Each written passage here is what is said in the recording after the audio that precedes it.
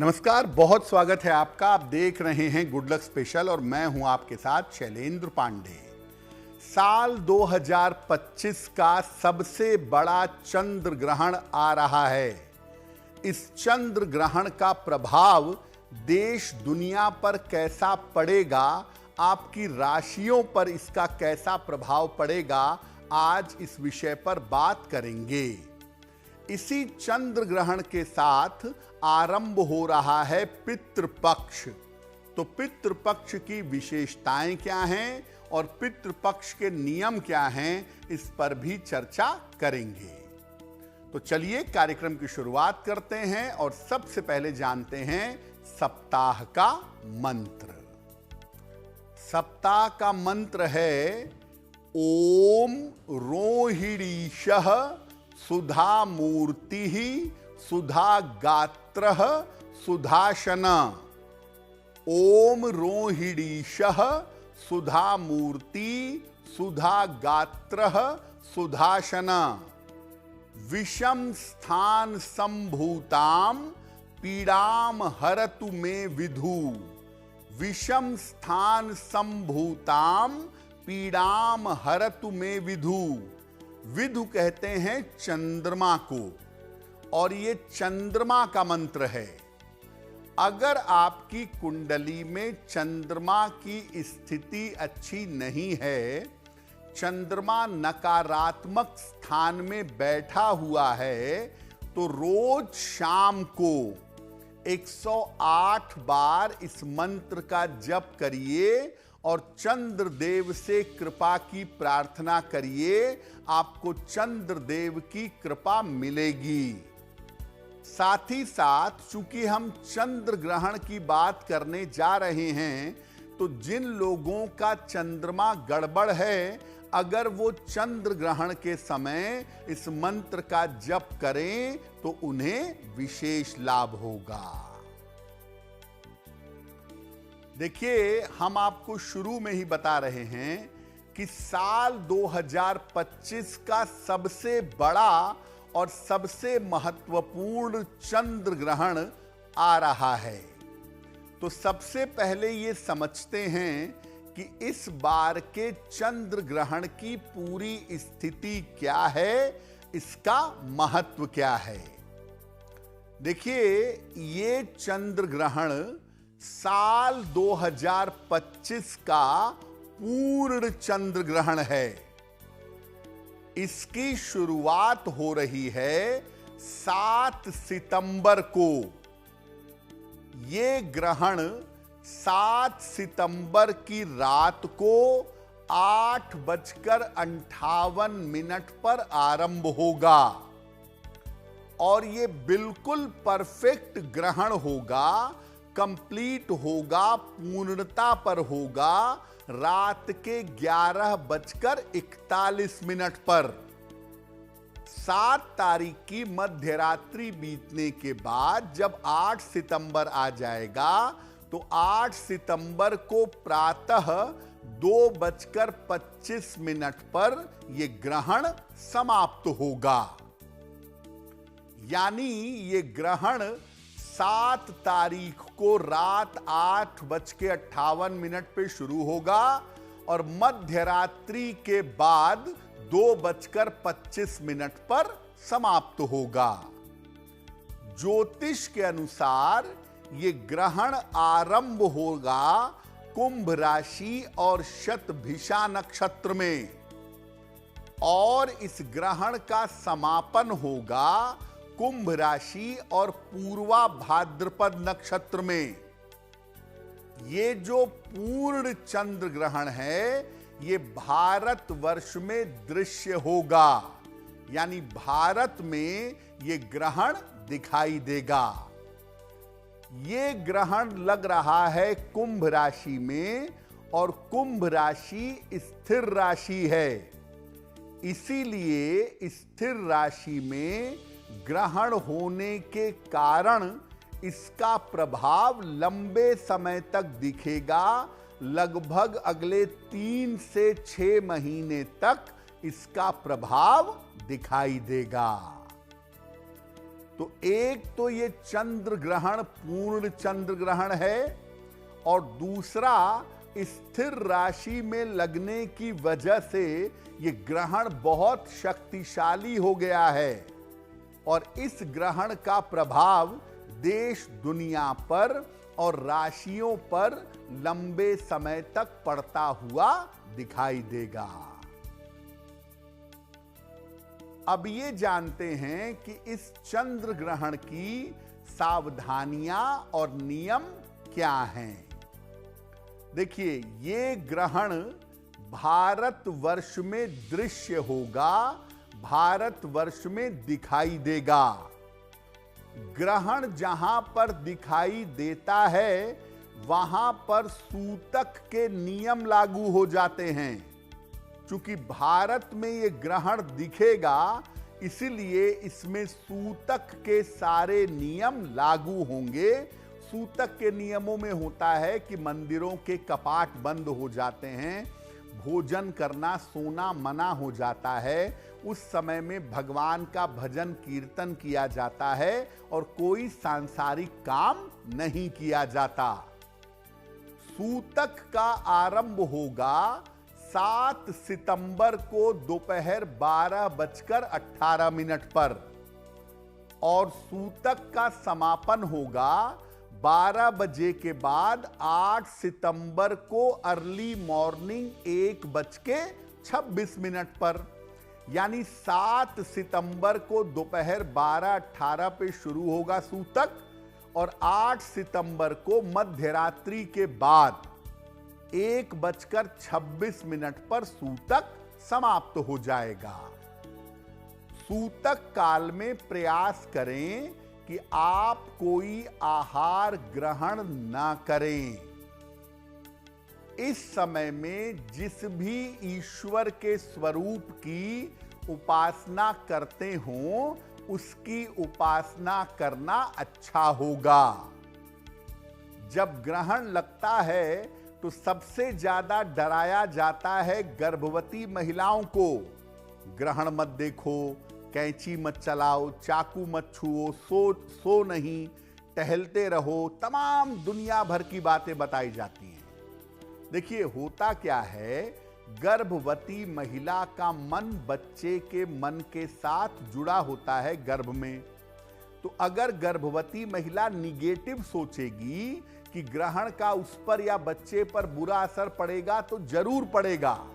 लेकिन अगर गर्भवती महिला चिंता ना करे, भगवान का नाम ले, आनंद से प्रसन्न से रहे तो कुछ नहीं हो सकता। तो मैं ये कहूंगा कि गर्भवती महिलाओं को ग्रहण काल में उल्टी सीधी बातें जो बताई जाती है ना, उस पर दिमाग मत लगाइए, नकारात्मक चिंतन से बचिए। घर में जो पका हुआ अन्न है और जो जल है, सूतक काल के पहले उसमें तुलसी दल डाल करके रख देना चाहिए। ग्रहण के जो नियम हैं वो बीमारों पर, वृद्धों पर और बच्चों पर लागू नहीं होते। यानी सूतक में जो भोजन ग्रहण नहीं करना है वो आप बच्चों को नहीं समझा पाएंगे। जो बहुत बीमार है, जिसको दवा खानी है, जो बहुत बुजुर्ग है, उसको भी नहीं समझा पाएंगे, मैनेज नहीं कर सकते। तो इसलिए जो भोजन वो करें उसमें तुलसी के पत्ते डाल दिए जाएं, जो जल पिएं उसमें तुलसी के पत्ते डाल दिए जाएं और फिर वो ग्रहण कर सकते हैं। तो सूतक के जो नियम हैं ये बीमारों पर, वृद्धों पर और बच्चों पर लागू नहीं होंगे। देखिए, ग्रहण लग रहा है कुंभ राशि में और कुंभ राशि बाधक राशि है। नेचुरल बाधक राशि मानी जाती है कुंभ, और बाधक राशि में ग्रहण का लगना भयंकर प्रभाव दिखा रहा है। तो सबसे पहले जानते हैं कि इस चंद्र ग्रहण का अगले 3 से 6 महीने तक दुनिया पर कैसा प्रभाव पड़ेगा। देखिए, पश्चिमी देशों में जैसे अमेरिका में और मध्य एशिया में समस्याएं बढ़ सकती हैं। मिडिल ईस्ट में मिडिल एशिया में पश्चिम देश, खास तौर से अमेरिका, वहां पर समस्याएं बढ़ सकती हैं। पाकिस्तान में जो पंजाब का इलाका है, वहां पर थोड़ी अशांति रह सकती है। प्राकृतिक आपदाओं की संभावना भी बनेगी और जो समुद्र तटीय इलाके हैं, वहां पर आफत ज्यादा आ सकती है। चूंकि वायु राशि में ग्रहण लग रहा है, इसीलिए वायुयान दुर्घटना और अग्नि से आपदा हो सकती है।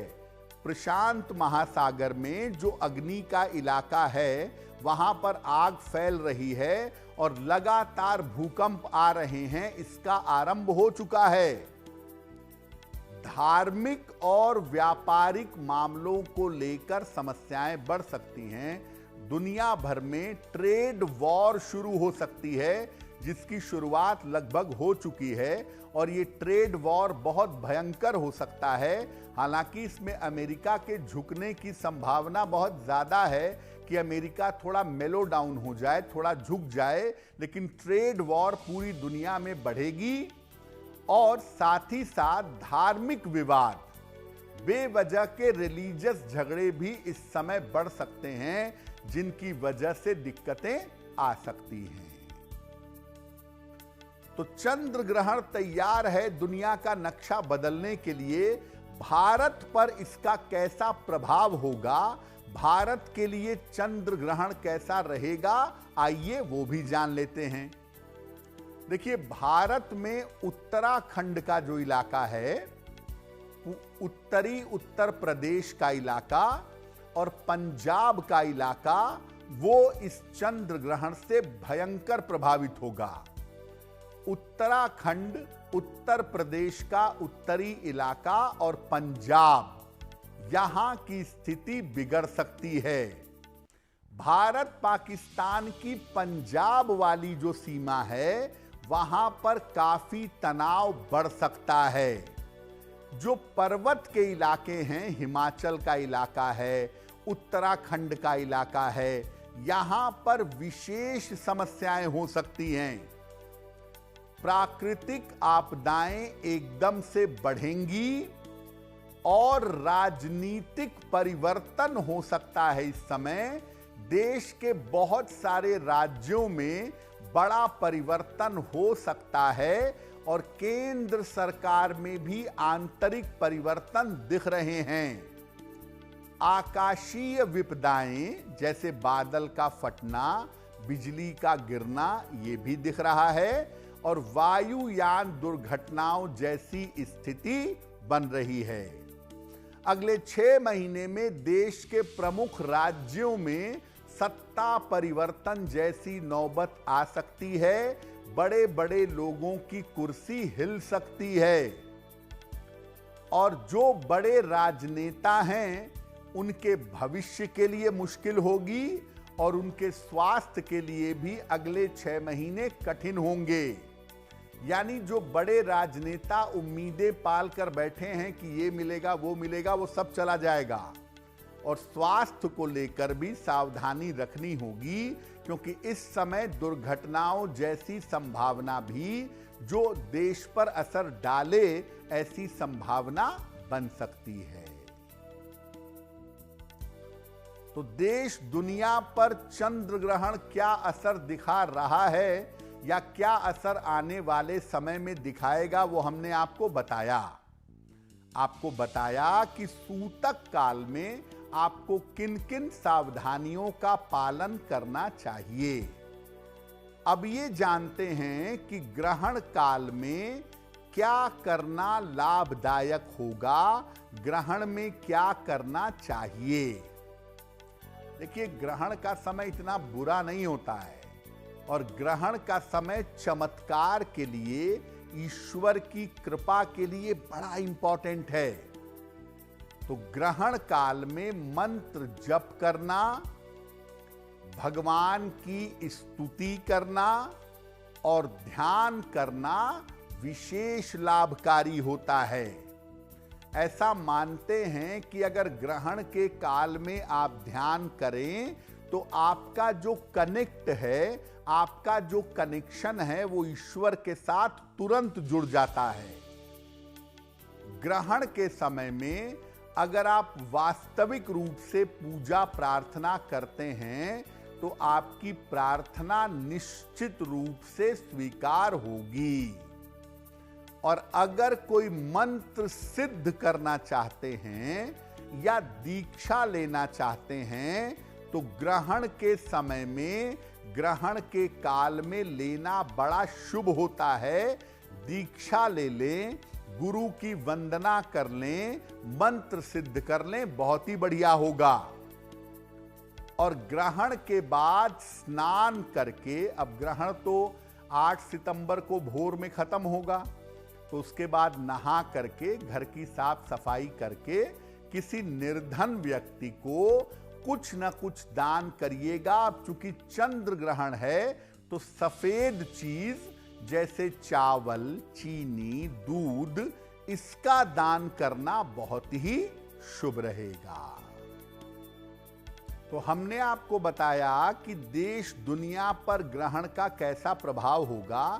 अब आपको बताते हैं कि अलग अलग राशियों पर इस ग्रहण के प्रभाव कैसे पड़ेंगे। सबसे पहले बात करते हैं मेष राशि की।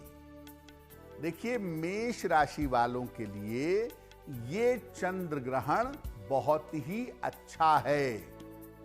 मेष राशि वालों के लिए चंद्र ग्रहण अनुकूल दिखाई दे रहा है, इसीलिए इनके रुके हुए काम इस समय पूरे होंगे। वाद विवाद और मुकदमों से छुटकारा मिलेगा और सबसे बढ़कर आपके शत्रु और विरोधी शांत होंगे। यानी चंद्र ग्रहण की वजह से आपको लाभ होगा, जीवन की तमाम रुकावटें दूर हो जाएंगी। जब ग्रहण समाप्त हो जाए तो मेष राशि के लोग ग्रहण के बाद अगर सफेद वस्तु का दान करें, चावल का, चीनी का, दूध का, तो इनके लिए बहुत अच्छा रहेगा। वृषभ राशि, चंद्र ग्रहण जो है वो वृषभ राशि के लिए भी अनुकूल दिखाई दे रहा है और वृषभ राशि वालों के जीवन की तमाम बाधाएं दूर होंगी इस चंद्र ग्रहण के प्रभाव की वजह से। आपके करियर में इस समय परिवर्तन अवश्य होगा और करियर में लाभकारी परिवर्तन होता दिख रहा है। धन संपत्ति की अगर कोई समस्या है, धन संपत्ति की अगर कोई मुश्किल है तो वृषभ वालों की वो समस्या भी हल होगी। वृषभ राशि के लोग ग्रहण के बाद सफेद मिठाई का अगर दान करें तो चंद्र ग्रहण का फायदा आपको ज्यादा प्राप्त होगा, आप ज्यादा लाभ उठा सकेंगे। मिथुन राशि, चंद्र ग्रहण का प्रभाव आपके लिए बहुत अनुकूल दिखाई नहीं दे रहा है, तो मिथुन राशि के लोग अब अपने स्वास्थ्य का ध्यान रखें। कोई मुकदमा ना हो, कोई विवाद ना हो, इसका भी ध्यान रखें। इस समय मिथुन राशि वालों के संतान पक्ष को समस्या हो सकती है, जिसका ध्यान बनाए रखना जरूरी होगा। और मिथुन वाले अगर किसी यात्रा पर जा रहे हैं तो यात्राओं में विशेष सावधानी बनाए रखेंगे। इस समय यात्रा को लेकर के मिथुन राशि वालों को अलर्ट रहना चाहिए। चंद्र ग्रहण के समाप्त हो जाने के बाद मिथुन राशि के लोग अगर दूध का दान कर दें तो इनके लिए बेहतर होगा। चंद्र ग्रहण की मुश्किलें आपको ज्यादा परेशान नहीं करेंगी। कर्क राशि, चंद्र ग्रहण का प्रभाव कर्क राशि वालों के लिए ज्यादा नकारात्मक दिख रहा है। और कर्क राशि वालों की बात करें तो इस चंद्र ग्रहण की वजह से आपको शिक्षा के मामले में, अपने करियर के मामले में काफी मेहनत करनी पड़ेगी। अगर आप लापरवाही करेंगे तो शिक्षा और करियर में दिक्कत होगी। स्थान परिवर्तन के मामले में आपको विचार करना होगा। इस समय ऐसी स्थितियां बनेंगी कि आपका चेंज ऑफ प्लेस होगा, लेकिन सोच समझ कर करिएगा। स्वास्थ्य का अब से लेके 3, 4, 5 महीनों तक कर्क वाले बहुत ध्यान देंगे, क्योंकि आपकी सेहत में दिक्कत आने की संभावना दिख रही है। तो कर्क राशि के अष्टम भाव में ग्रहण लग रहा है, इसलिए कर्क वालों के लिए इसके परिणाम ज्यादा नकारात्मक हैं।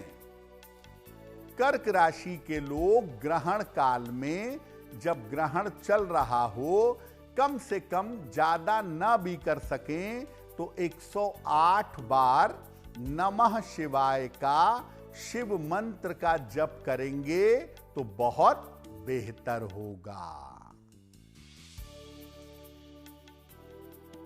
सिंह राशि, चंद्र ग्रहण के परिणाम और प्रभाव सिंह राशि के लिए भी अनुकूल दिखाई नहीं दे रहे हैं। आपके कारोबार में, आपके करियर में, आपके रोजगार में इस समय दिक्कतें आ सकती हैं। व्यापार में नुकसान हो सकता है, करियर में झंझट पैदा हो सकती है।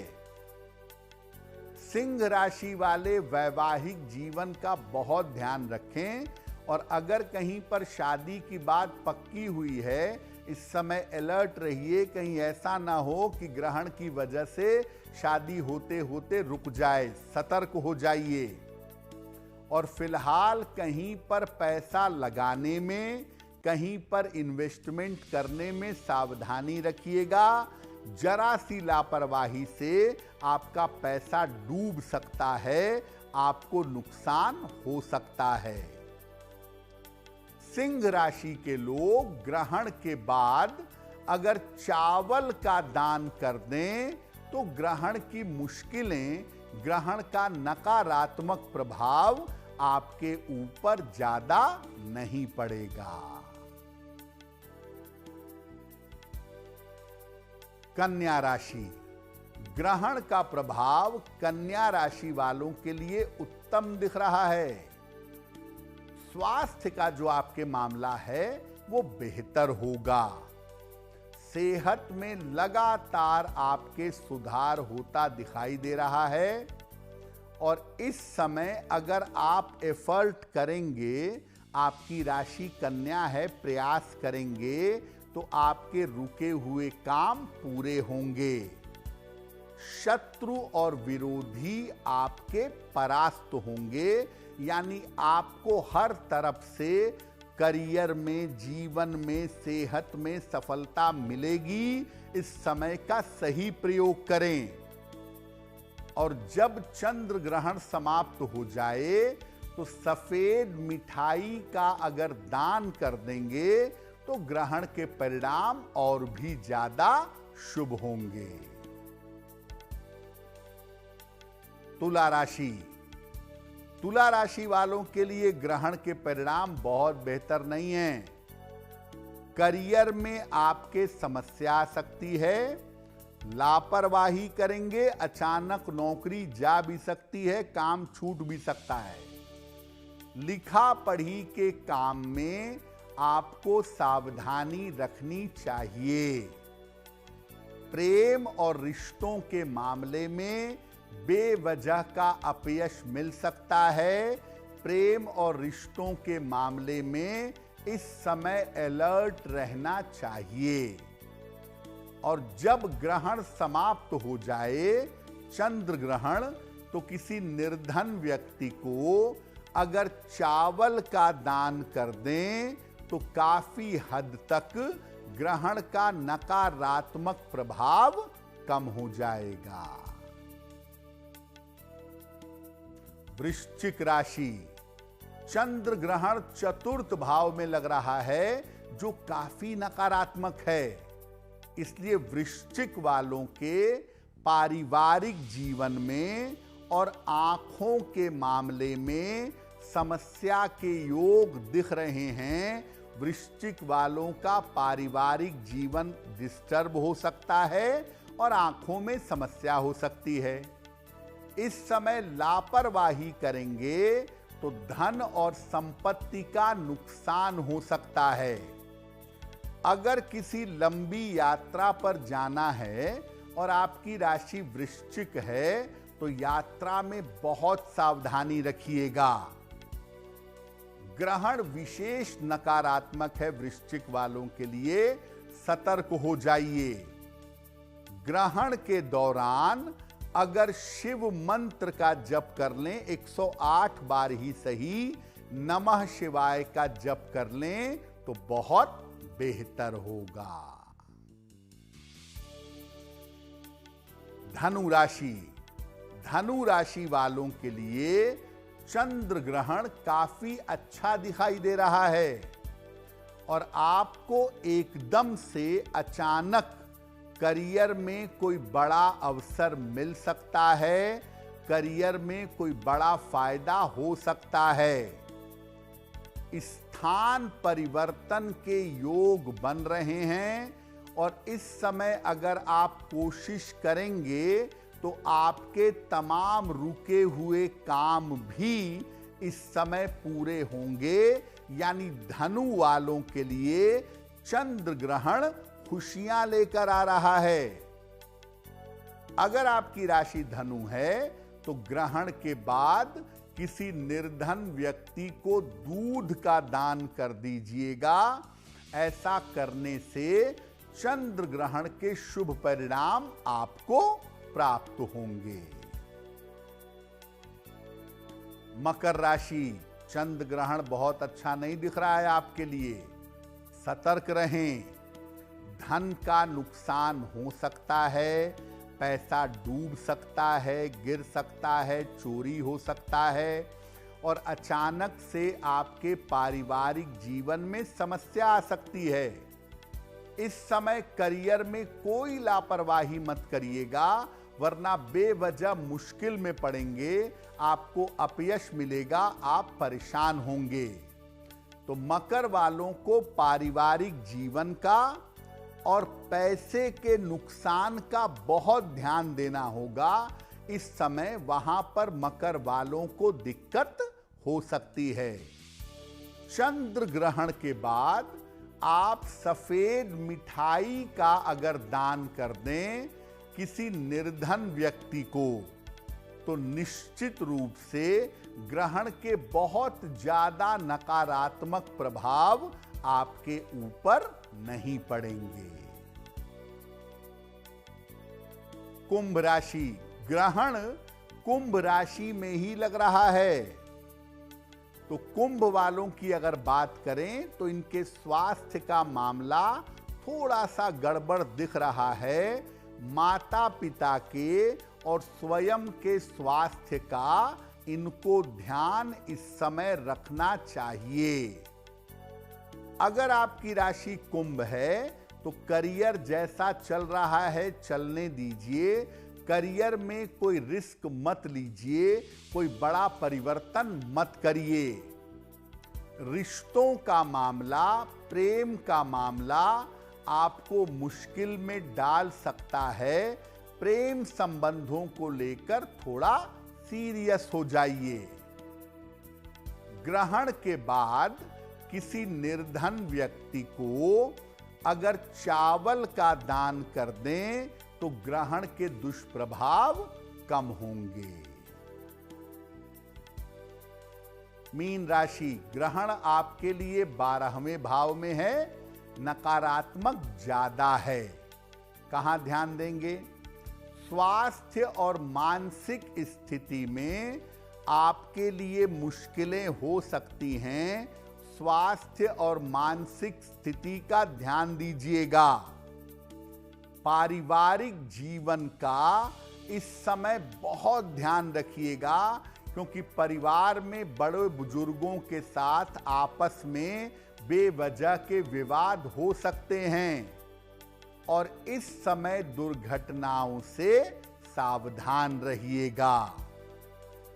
ग्रहण आपके लिए भी ज्यादा नकारात्मक है, इसलिए ग्रहण के समय में कम से कम 108 बार शिव मंत्र का नमः शिवाय का जप करिएगा, तो ग्रहण का बहुत ज्यादा बुरा असर आपके ऊपर नहीं पड़ेगा। तो हमने आपको चंद्र ग्रहण के प्रभाव के बारे में विस्तार से बताया। अलग अलग राशियों पर कैसा प्रभाव है और क्या उपाय करना चाहिए, ये भी आपने जान लिया। अब आते हैं पितृपक्ष पर। पितृपक्ष का आरंभ हो रहा है, तो सबसे पहले जानते हैं कि पितृ होते कौन हैं और पितृपक्ष क्या होता है। देखिए, हमारे परिवार के जिन पूर्वजों का देहांत हो चुका है, उन्हें हम पितृ मानते हैं। जब तक किसी व्यक्ति की मृत्यु के बाद उसका जन्म नहीं हो जाता, नया शरीर नहीं मिल जाता, तब तक वो सूक्ष्म लोक में रहता है। और ऐसा मानते हैं कि इन पितरों का आशीर्वाद सूक्ष्म लोक से परिवार के लोगों को मिलता रहता है। पितृपक्ष में पितृ धरती पर आकर अपने लोगों पर ध्यान देते हैं और अपने परिवार के लोगों को आशीर्वाद देकर उनकी समस्याएं दूर करते हैं। पितृपक्ष में हम लोग अपने पूर्वजों को, अपने पितरों को श्रद्धा पूर्वक याद करते हैं और उनकी याद में दान और धर्म का पालन करते हैं, धर्म के मार्ग पर चलते हैं, पूजा उपासना करते हैं, निर्धनों को दान करते हैं, उनकी सेवा सहायता करते हैं। इस बार पितृपक्ष 7 सितंबर से आरंभ हो रहा है और 21 सितंबर को पितृपक्ष समाप्त होगा। पितृपक्ष के जो ये 15 दिन होते हैं, ये अपनी गलतियों के प्रायश्चित के दिन हैं, ये पितरों के आशीर्वाद पाने के दिन हैं और अपने मन को पवित्र करने के दिन हैं। तो पितृपक्ष में किस तरह के काम करने चाहिए और किन प्रक्रियाओं का पालन करना चाहिए? देखिए, पितृपक्ष में हम अपने पितरों को नियमित रूप से जल अर्पित करते हैं रोज, और ये जल दक्षिण दिशा की तरफ चेहरा करके मध्य दोपहर के समय दिया जाता है। जब जल अर्पित करते हैं तो जल में काला तिल मिलाया जाता है और हाथ में कुश, एक तरह की घास रखी जाती है।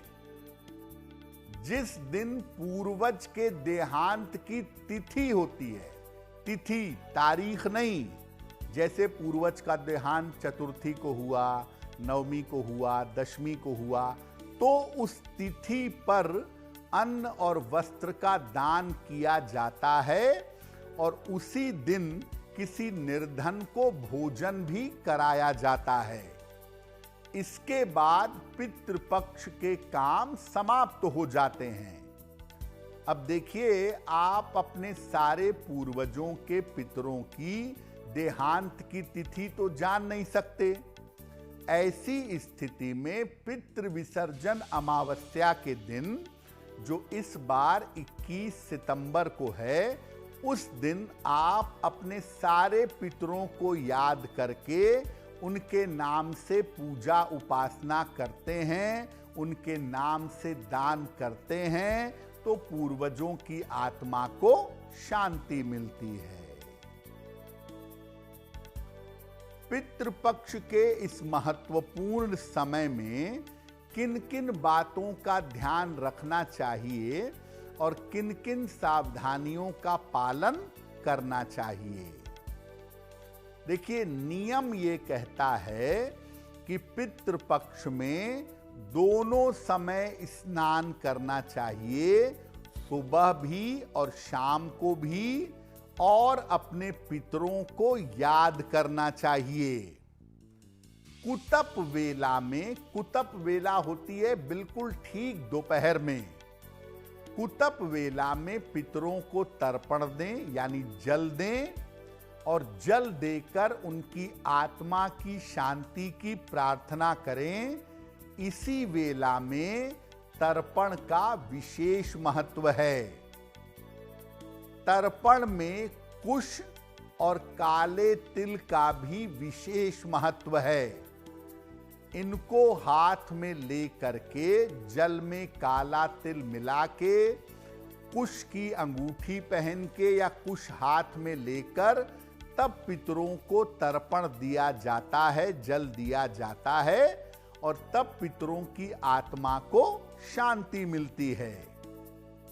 जो कोई पितरों को जल देता है, पितृपक्ष का पालन करता है, उसे पितृपक्ष में केवल एक समय संध्या काल में सात्विक भोजन ग्रहण करना चाहिए। और सामान्यतः अगर आपके घर में पितरों को बुलाया जा रहा है, अगर आपके घर में पितरों को जल दिया जा रहा है, तो आप अपने घर में सात्विकता बनाए रखें, सात्विक आहार खाएं, प्याज, लहसुन, मांस, मदिरा से परहेज करें, और पितृपक्ष में जहां तक संभव हो दूध का प्रयोग कम से कम करें। पितरों को जो आप फूल अर्पित करेंगे, उनके श्राद्ध वाले दिन या उनकी तिथि वाले दिन या रोज हल्की सुगंध वाले सफेद रंग के या हल्के रंग के पुष्प अर्पित करेंगे। तेज सुगंध वाले, तीखी सुगंध वाले फूल पितरों को अर्पित नहीं किए जाते। दक्षिण दिशा की तरफ चेहरा करके पितरों को तर्पण कीजिए, जल दीजिए, और दक्षिण दिशा की तरफ चेहरा करके ही उनके लिए पिंडदान करिए।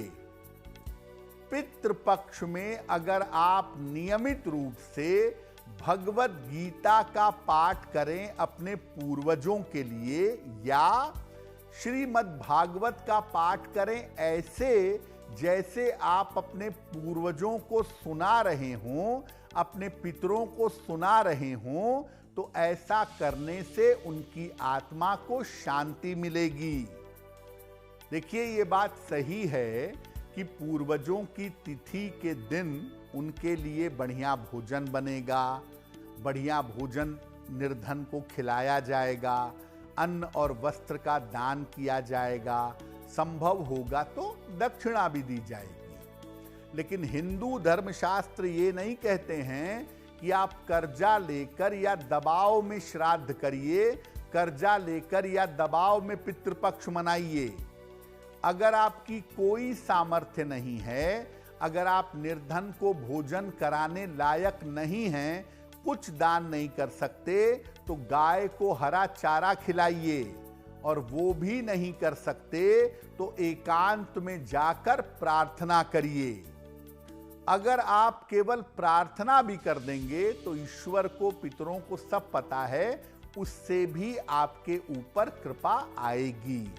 लेकिन पंडित जी ने कह दिया था इस प्रेशर में आके, इस दबाव में आके श्राद्ध नहीं करना चाहिए। तो गुड लक स्पेशल में आज के लिए बस इतना ही। आने वाला सप्ताह आपके लिए शुभ हो, मंगलमय हो, इसी कामना के साथ मुझे दीजिए इजाजत। देश और दुनिया की तमाम खबरों के लिए देखते रहिए गुड न्यूज टुडे। नमस्कार।